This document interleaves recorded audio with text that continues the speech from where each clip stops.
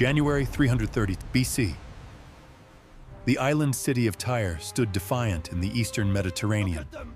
Encircled by waves and walls 40 feet high, its defenders laughed as they poured boiling sand onto the heads of Macedonian scouts. 2,000 mercenaries were already dead, roasted in their armor, their screams drowned by sea wind and war drums.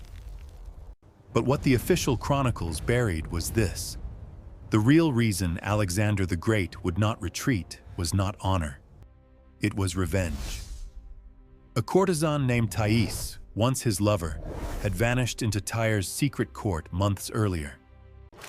And 3 weeks before the siege began, a mutilated servant girl was found washing bloodstains from a pearl necklace, one bearing Alexander's own insignia. Before we continue, hit subscribe and tell me in the comments where you're listening from. I read everyone. The siege of Tyre was never supposed to happen. It was a delay, a diversion, a fool's errand by every strategist at court. But Alexander shattered protocol the moment Thais vanished. He ordered his engineers to build a causeway, a mile-long stone arm stretching from the mainland to the fortress island, through waist-deep seawater. The Tyrians mocked him. Fishers urinated on the first stones. 3 divers, ages 12, 14, and 17, swam to the structure at night, slitting throats of the first shift of builders with coral knives pulled from priestly altars. But for Alexander, war had become personal. He saw her face in every crashing wave. In every spire of that city, he heard whispers of her cries. Behind the guise of conquest, this was no longer strategy.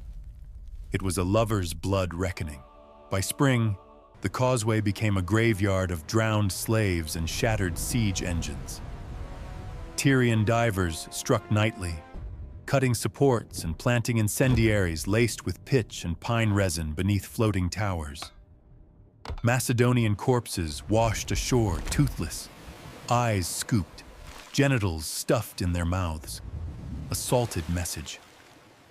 Yet Alexander pushed forward. He called for Phoenician ships from conquered Sidon to blockade the city from sea, forcing Tyre into isolation.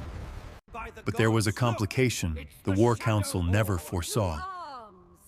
Within Tyre's high temple, Thais had not just survived. She'd become Astéra, companion to high priest Elibal, and rumored bearer of a royal bastard. Whispers claimed she manipulated temple visions, guiding Tyre's defense through divine dreams scented with jasmine and almonds.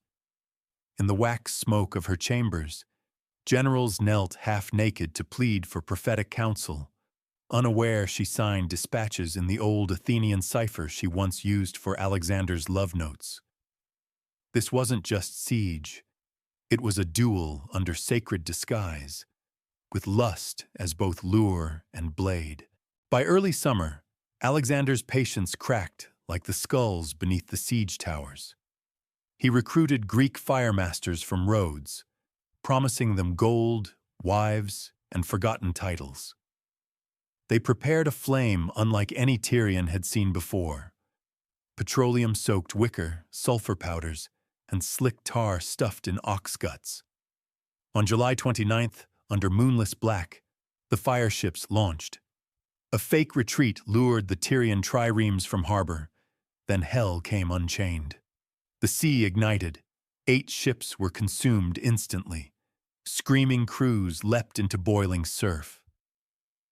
One admiral's body, a cousin of Elibal, was found fused to bronze deck rails. His lungs burst from smoke swallowed mid-prayer. While the Tyrians reeled, Macedonian storm ladders struck the southern seawall, blood-soaked sandstone, spears cracked spines. And yet, it was not steel that turned the tide. It was betrayal. A Tyrian commander named Balazor, once lover to Thais before she vanished, opened a postern gate at dawn. They never found his body. Just a marble ring on the temple floor, engraved in both Greek and Phoenician. To love a lion is to die with fangs in your throat. What followed was not conquest. It was carnage. Macedonian hoplites surged through the cracked gate in silence, blades drawn, helms sweat-soaked. No quarter, no negotiation. Elibal, the high priest who claimed to speak for Baal himself, was dragged from his altar mid-rite, blood smearing golden incense bowls. His tongue was hewn from his throat before the idol he guarded. They found his sacred scrolls burned, his acolytes strangled with rose silk sashes, the same color worn by Thais when she danced at Alexander's war feasts in Babylon. The streets ran black for 2 days. Over 6,000 Tyrians were slain in the initial storming. Another 2,000 were crucified on the shoreline at Alexander's order, their bodies lining the coast where the causeway touched land, a grotesque parade of agony. Later, as he sat atop the city's sun-bleached ziggurat, watching the smoke stretch into the horizon, Alexander held only one item, not a sword, not a crown, a blood-crusted pearl necklace. Thais's, found under the floor tiles of the high priest's chamber, beside a child's tunic drenched in almond perfume. She was gone, again, vanished like smoke. Alexander would press east soon, chasing another war, but some whispered he wasn't chasing glory.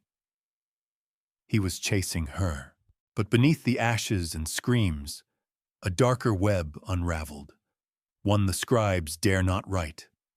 Months before Tyre fell, a letter intercepted by Alexander's spies hinted at a Pythagorean brotherhood embedded in the Tyrian court, 10 men sworn to keep the lineage of Dido pure by any means. They called themselves the Circle of Salt. These weren't priests or nobles. They were assassins cloaked in ritual, trained from youth in poisons, seduction, and shadow play. The child found near Thais's necklace, many claimed, bore the mark of protection, the twin-barred tattoo near the ribs, meaning the child was not a bastard, but a vessel. A political weapon crafted in secret ritual beds and fed visions by smoke. The circle failed in Tyre, but not all died. One member, aged 22, escaped disguised as a temple eunuch aboard a captured trireme, heading east. His mission lived on in whispers, not to avenge Tyre, to find Thais, to crown the child, and to one day bleed the lion's bloodline dry from within. Weeks later, deep in the blood-swirled dunes beyond Gaza, a Macedonian assassin named Kletos, scarred veteran of Gaugamela, bearer of 8 rings from fallen Persian champions, woke to find his horses slain in silence. Their throats neatly opened, tongues pinned beside them with obsidian daggers. No gold taken, no supplies missing. Just a single message carved in the leather of his water skin. She remembers who bled her. Kletos was one of 7 tasked with hunting circle remnants, though none had returned. Alexander, though surrounded by strategists, now trusted only his inner circle, men who'd stared into gods and ghosts, but even they began to vanish. One by one. A cook's apprentice turned up gutted in Marathus, his intestines braided between temple columns. A scribe from Alexandria found headless near Damascus, his scalp used to bind a scroll of forbidden verses. Whispers spread in campfires and barrack tents. The circle was alive. And worse, it had sympathizers among Alexander's command. No longer was the hunt about one child or one courtesan. It was war between bloodlines old as Carthage and wrathful as Olympus. And in the flickering edge of every war torch, Alexander saw her still, Thais, Astéra, ghost, flame, mother, lover.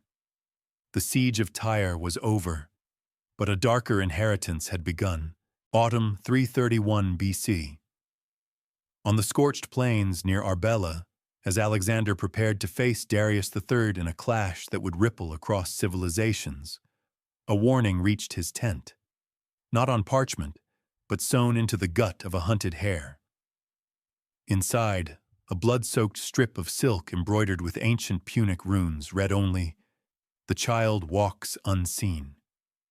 He burnt it without a word, but the sickness in his gaze betrayed memory. That night, he ordered Thais's name never be mentioned again in camp. And yet she appeared, in the dreams of his officers, in the visions of oracles bribed with gold and goat hearts. At Gaugamela, when Persian arrows thickened like locusts and Macedonian phalanxes bent, a lone Tyrian figure was seen walking the battlefield, holding a child cloaked in rose-colored linen. Later, a wounded officer swore he'd seen Alexander pause mid-charge, mesmerized by the child's eyes like hers. Victory came at a cost. 47 of Alexander's veterans fell under uncertain circumstances in the moonless nights that followed. Daggers where shields should have stood. Poison in communal wine. The circle had not ended at Tyre. It had passed into myth, cloaked in lullabies and assassins' lullabies. And as Alexander pressed deeper into empires soaked in silk and treachery, history recorded cities taken, gods defeated, and kings crushed under his heel. But his journals, those never shown to royal scribes, spoke of only one pursuit. Not empire, not legacy, but the scent of almond smoke, the flash of a pearl necklace, and a child whose blood could end a line forged in fire. The war never truly ended. Only the chronicles did. The dunes still whisper her name, and his men say he never slept without a blade drawn, arms cradling nothing, dreaming of a woman who vanished like war smoke and left the world burning behind her. Spring 330 BC. Bactria, frozen peaks loomed like white blades. The wind screamed through the crags as Alexander's men marched into yet another rebellion-fed province, chasing ghosts with every step. But among the frost-bitten, altitude-sick elite guard was a man named Tyre, a doctor once exiled from Sidon for grave-robbing temple tombs. Alexander had pardoned him during Tyre's aftermath, offering clemency in exchange for silence and service. But now Tyre whispered of visions, of a temple beneath the snow where the circle trained its youngest assassins. He claimed the dreams came from a girl's voice, speaking in tongues between sobs. Ignored until one morning, a noble's son turned up dead in his tent, mouth sewn shut with horsehair, insides stuffed with jasmine petals. The surgeon who cut him open swore his lungs were unscarred, as if he had never breathed air again after first scream. Tyre vanished soon after. Some said he wandered east with a group of traders. Others believed he walked into the glacier alone, laughing, saying he finally heard her name again, soft as silk, sharp as vengeance. And high above, in a cave no soldier dared scale, flickered a torchlight entry scrawled in 2 alphabets. Your line has sown salt. Ours remembers. Late summer, 330 BC. The haunted silence of Bactrian valleys was broken at dusk when Alexander's vanguard discovered a lone boy outside a ruined shrine, barefoot, olive-skinned, no older than 5, mouth smeared with what looked like pomegranate juice, though none grew for leagues. His eyes were mismatched. One green, one the impossible violet of old Phoenician dye. Around his neck hung a cracked shell once used in Tyrian birthrights. Nothing else.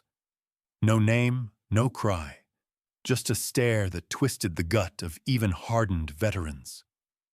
Alexander ordered the child taken, privately, without scroll trail or priestly blessing. A captain who spoke Punic swore the boy whispered "Mother burns" again and again. That night, the captain slit his own throat in camp. The next morning, the boy was gone, vanished like his mother before him. The trail ended in frost and forgetting. But some say Alexander searched until his death, haunted by a woman who outlived empires and a child born not of passion, but prophecy. And now, centuries later, the salt wind over Tyre still tastes of almond and blood, carrying the name the chronicles dared not rewrite. Astéra, autumn 323 BC, Babylon. A palace choked with spice smoke and suspicion. Alexander lay fevered, drenched in sweat that smelled faintly of crushed roses. 10 days into a sickness no physician could name, surrounded by charm-muttering priests and trembling generals, he raised a trembling hand, not to the heavens, but to the door. Some say he saw her again. In the torchlight, a woman's silhouette, hair coiled with pearl, eyes veiled in violet shadows. They think it was the fever. But others recall the wine steward, dead the next morning, his body soaked in bitter almond, his veins congealed as if burned from within. No heir was named, only a muttered phrase before darkness took him, recorded by a single court scribe who vanished during funeral rites. To the strong, and to her. The pyre rose high, fanned by winds thick with smoke and forgotten names. And as the embers flew skyward, some claimed they saw a child among the mourners, small, silent, watching. Wearing a strand of pearls too large for any neck but hers, they buried Alexander not in Athens nor Macedon, but far from home, in a gilded sarcophagus that disappeared like so many truths of empire. The generals fought over his corpse, carving the world while forgetting the one name no one dared see inked. Thais, Astéra, the woman who razed fortresses with prophecy and perfume. No monument bore her likeness, no priest ever dared speak of the child again. But in the shadows of ruined temples, where salt-stained marble cracks under moonlight, children of forgotten bloodlines still dream of Tyre. They do not pray. They remember. And the sea crashes still against the rocks where Alexander's wrath once walked, the waves whispering secrets in two tongues lost to war, to betrayal, and to love that drowned empires in silence deeper than death. And yet, there is one scroll, brittle and soot-dark, tucked in the wreckage of a desert monastery now claimed by sand. Its ink is faded Phoenician, its seal a lion's paw cracked in transit. It contains no date, no names, only a lullaby whispered between verses of fire. It tells of a woman with seawater hair and a tongue drenched in light, of a child forged in siege smoke and almond vow, of men who burned kingdoms not for conquest, but to erase a witness. There is no proof, only shadows, and bone dust beneath places maps forgot. But sometimes, as priests chant in the ruins of Tyre or tribes cross the Bactrian snows, they say a wind weeps through the stones. And if you stand still, silent, bleeding just enough to tempt the gods, you may hear her voice in two tongues, singing of vengeance so old it echoes, so holy it stains, and so forbidden no king, no conqueror, no historian dared to speak it aloud, except in war, except in dream, and always in the scent of almond and blood. So ends the unseen war, the one behind veils, under altars, inside wombs and knives and lullabies that bent nations to breaking. Alexander's empire would fracture in blood and ambition, his generals gnawing at its limbs like wolves denied legacy. But beneath it all, beneath the names carved into stone and the cities swallowed by sand, the story whispered on. Not of a king who sought the world, but of a woman who walked its fire and left no footprints. Astéra, Thais, mother of storms, mistress of silence. The chronicles buried her, the poets ignored her, the gods envied her. But the salt never forgot, and neither did the blood she planted, seed of vengeance and vision. Somewhere in the forgotten hush between battle cry and bedtime song, she still waits. Pearl-strung, violet-eyed, and carrying the ruin of kings in her breath. And so the tale ends, not with a coronation, nor a sword raised skyward in triumph, but with a scent that lingers long after the fires die out. The conquest of Tyre became legend, its fall carved into monuments, its defiance framed as arrogance in Macedonian epics. But those who burned its scrolls forgot that myths do not expire when cities fall.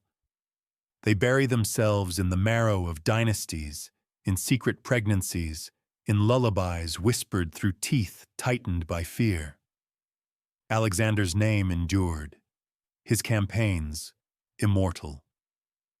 But in every empire that rose from his ashes, a child with mismatched eyes haunted myths thought extinguished. A woman veiled in sea storm and seduction stalked the corridors of memory. And each time a throne cracked, each time a child vanished into prayer or poison, someone always asked, too late, too soft, what became of her? Of the name they were told to forget? Of the war not written? The waves still mouth it to the rocks. And when moonlight cuts the sea just right, Tyre seems not broken, but asleep, listening, remembering, waiting for the one who never forgot. Astéra. So if the story ends, it ends only where salt meets silence, where blood sinks deeper than any empire's flag. Tyre sleeps beneath tides that once mirrored hellfire. Alexander's sarcophagus turned to myth, his name cracked across collapsing maps. But her name, Astéra, never needed marble. It etched itself into the veins of bastards and prophets, hidden in the hibiscus stains on royal sheets, the almond-sweet breath of dying kings, the lull refugees hum when their children dream of temples with no doors. Some say she was never woman at all, but storm shaped into seduction. Others claim she still walks the edges of drowned forts, strand of pearls in one hand, dagger of prophecy in the other, whispering forgotten fates into sleeping ears. No chronicler dared write her full truth. No general escaped her ghost. And in the end, neither city nor conqueror endured. Only the echo, only the bloodline, only the name whispered in wind and womb, Astéra. There are ruins in Tyre where the sea claws at ancient stone, dragging shells and salt into the cracks of temples long collapsed. No guide speaks of her. No map dares mark the chamber beneath where pearl and dagger once met. But every 7 years, on the blackest tide, fishermen find strange offerings left on the lion's gate. Perfumed cloth soaked in bitter oil, a child's tooth wrapped in violet silk, shards of coral etched with names not written in any scroll. No thief dares steal them, no priest will touch them, because they remember, not the conquest, not the king, but the woman who vanished through fire, crownless, barefoot, cradling silence and prophecy. She does not walk history's marble corridors. She sleeps where fire and salt kissed. Her name is not legacy, it is warning. Astéra. The fortress fell. The empire crumbled. But she is the siege that never ended. And so let history write what it dares, not truth, but tremors. Let it crown kings and forget queens, raise statues to conquerors, and erase the wombs that birthed both tyrants and trials. Tyre is dust, and Alexander is myth. But somewhere between their ruins, where jasmine still dares to flower in cracked stone, there lingers a tide that sings low and cruel. not of battles won, but of vengeance promised. Astéra was never just a woman. She was storm-wrapped in skin, flame swaddled in silk, ruin laced with perfume. The soldiers who charged walls forgot her. The scribes who inked victories ignored her. But the waves never did. They still claw at old stone, whispering in two tongues, asking not if she will return, but when. Because vengeance, like prophecy, keeps no calendar. It waits. And beneath every unmarked grave, under every toppled empire and lost child's cry, her name stirs. The siege ended in blood, but her war waits in silence. Perhaps that is the final cruelty of conquest. Not the swords, not the smoke, not the smothered names, but the way memory survives in unlabeled forms. In Tyrian salt still scarring the hands of distant children born under foreign flags. In lullabies hummed in Babylonian ruins, where no child has slept for centuries, but something still listens. Alexander's name carved peace onto 1,000 lands, but it was her lullaby that cursed them into silence. Across every forgotten coast, every battlefield turned orchard and grave. Those who pause at dusk swear the wind carries a whisper not of king or conquest, but of her. Astéra, stitcher of destiny and blood thread, mistress of siege in spirit, mother of the child who vanished but left history bleeding from the eyes. The tale ends where all legends fracture, where warriors fall, but women with vengeance in their breath keep walking into smoke, into wind. Into the next war no one plans, but everyone dreams. Her siege never ended, and in the dark between empires, it waits to begin again. So let the chronicles lie. Let the laurels wither on temples that once knew only male names. Let the marble remember the conqueror's feet, but not the woman he knelt to in visions. Let kings rise, bleed, burn, and pass into whispers carried by dust trails east of glory. But she, Astéra, remains not in scrolls, but in the things history fears most: unwitnessed births, unanswered prayers, unburied vengeance.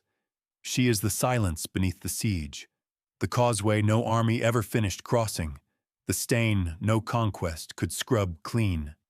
And as long as salt touches wound, as long as lovers vanish into warfire, her song rots beneath the stone, still humming, still haunting, still waiting. The fortress Alexander crushed may have burned, but the woman it held, the war she birthed, the bloodline she cursed, they march on, veiled, violent, and eternal. The siege that never ended still storms, and its name, forever unspoken in marble halls, is whispered in every tide that tastes of blood. Astéra. No smolder remains forever dim, and behind every forgotten siege lies an ember, buried in ash, kissed by wind, waiting. Astéra was that ember, a name scorched from scrolls, but inked into bloodlines and burned into bone. Ask the desert wolves why they howl toward Tyre on windless nights. Ask the seabirds why they flee when the tide turns bitter. Ask the child with violet eyes who dreams of ziggurats and screams though no voice taught him how. The answer will come not with drums or decree, but with a breath wrapped in almond and ash. Hers. The siege ended in stone and story. But the woman who survived its fire, she waits, veiled in prophecy, crowned in rage. The sky above Tyre may be empty, but below, where salt laps at drowned thresholds and pearl fragments still glisten like tears, her war sharpens. And when the waves rise again, it won't be a king history remembers.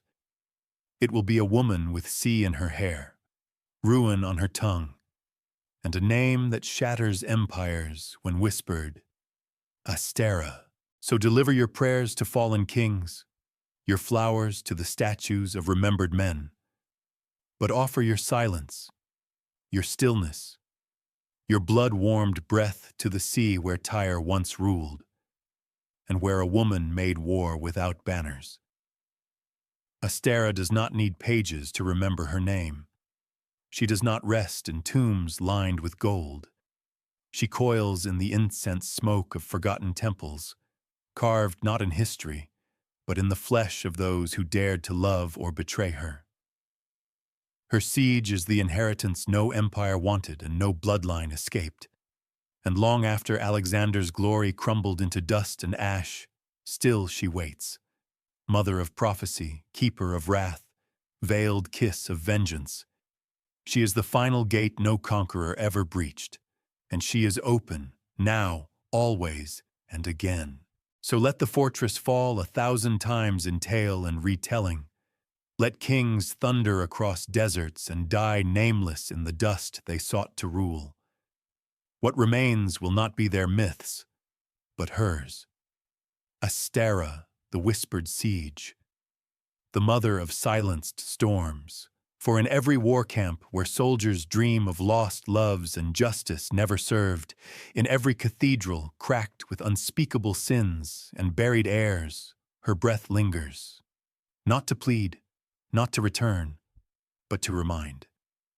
The story ends where all empires fear to look, not in triumph, not in ruin, but in the place between, a name set adrift in salt, winding through blood, never fading. Astéra, the war that kings believed they'd won, still watching, still singing, still burning underneath the stone.